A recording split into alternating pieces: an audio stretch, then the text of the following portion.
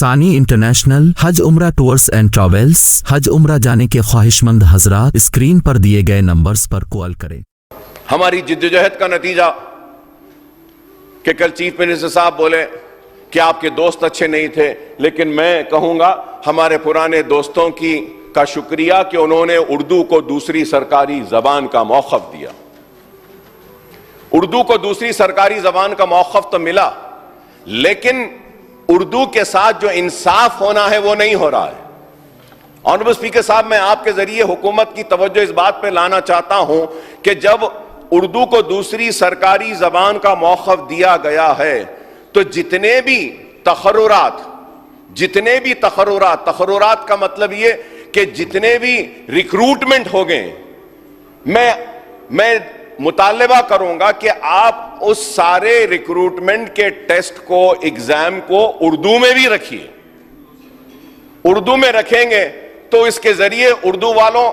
کو بھی موقع ملے گا، اور اس کے ساتھ ساتھ اردو کو جو دوسری سرکاری زبان کا موقف دیا گیا ہے اس ریاست میں، اس کے ساتھ انصاف بھی ہوگا، کیونکہ اردو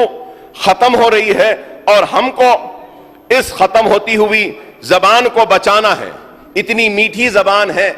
اتنی مٹھاس ہے اس زبان میں کہ جب کوئی اردو میں بیان کرتا ہے تو سننے والے کو سمجھ میں نہیں آتا ہے، لیکن اس کی مٹھاس اس کو سننے پر اور زیادہ توجہ دلاتی ہے، متوجہ کراتی ہے، اور اس کو بار بار سننے کے لیے مجبور کرتی ہے، چاہے وہ اردو کی شاعری ہو یا اردو کے غزل ہو یا اردو کے الفاظ ہو۔ اتنے میٹھے ہیں کہ اگر آج ہم ایک بڑا نعرہ جو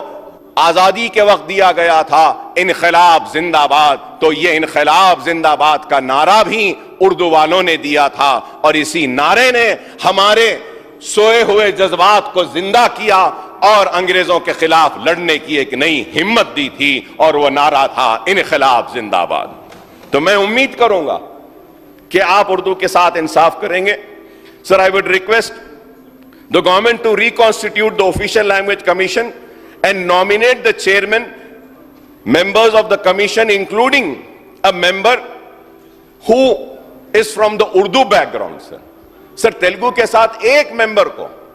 Honorable Speaker, sir, through you I would like to request the government, official language commission میں تیلگو کے لیے جو ذمہ داریاں دی جاتی ہیں اس کے ساتھ ساتھ ایک اردو والے کو بھی اگر آپ official language commission میں لیں گے تو اردو